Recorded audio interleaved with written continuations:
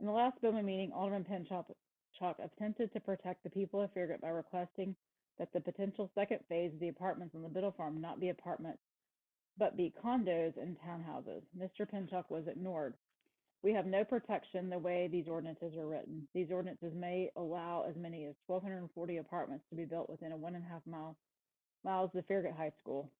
Developer Bud Cullum is now seeking to build apartments in the commercial, non-residential areas of North Shore Town Center. Farragut Citizens for Responsible Growth and Development has presented alternatives for you to consider. Our membership is over 1,000 members. We request that you vote down these ordinances Thursday evening. Ordinances 2102, 01, 02, and 03. We request that workshops be held and that people have an opportunity to participate in the government. We want our alternatives to be heard. That's all of our comments for this ordinance. Okay, I guess one of the things that I'm going to first do is ask Attorney Tom Hale, is there any reason that they've stated there to not approve this based on the citizens' comments on this?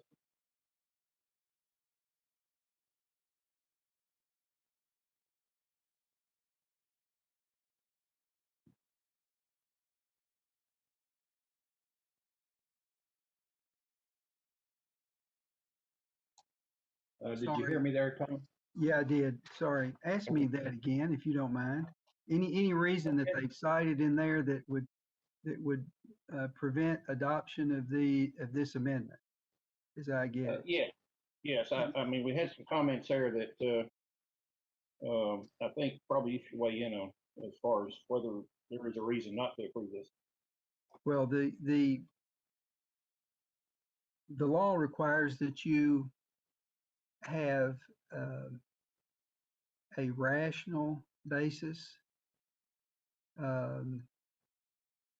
even if it's fairly debatable. It's appropriate for you to amend zoning maps and zoning ordinances. I could talk a long time about one of the things that the group we've referred to has attempted to do is to convince people that somehow this development in and of itself is an amendment to the comprehensive land use plan, which requires the substantial public outreach. Well, what's happening is they're not, you can't understand how the comprehensive land use plan works unless you go read it. The language that we're talking about, the substantial public outreach for major changes. First of all, I think everybody agrees there's been substantial public outreach in this particular set of actions that have been taken over a period of a year. In your all's defense, you prepare every day for the meetings that you attend. You then go to the meetings and you participate and you work countless hours. And we publish when our meetings are going to be. We publish the agendas as required by the law. And if people don't come to those meetings, that's the reason we have those meetings, is for people to have public input. And we can't get on the phone and call all 23,000 residents or 24,000 residents of the town and say, hey, you might want to come to this meeting. They have to come to the meetings themselves, and they have to keep up with what's going on. And what's going on gets published in the newspaper. So I say that there's been substantial public outreach anyway. But I don't believe the changes to the land use plan are major. I think they're minor at best.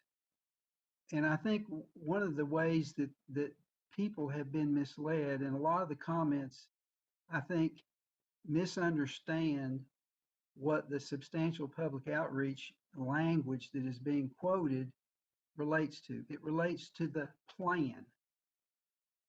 And the plan, if you go read the plan, what the plan talks about is in the mixed use town center, and you can read down through there, talks about a mix of commercial and residential, and somebody in there got it in their mind that the only way you could have a mix of commercial and residential and office and is to have mixed use buildings where you had commercial on the bottom and residential on the top. Well, that's not described anywhere in the plan. What the plan says is you have a development that has walkability and you mix the elements together so that they make a complex of a mixed use type development where the residential supports the commercial. So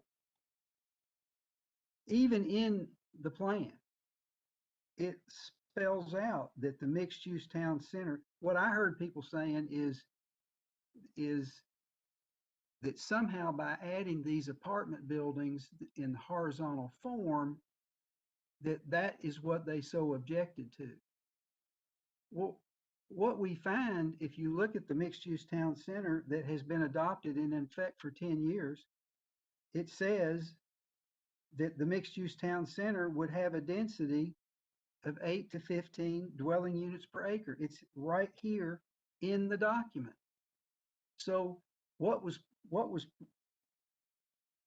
being proposed as the mixed use town center plan in this document that we've had in effect for a long time, that got put together by many people over many hours, is exactly what is being proposed.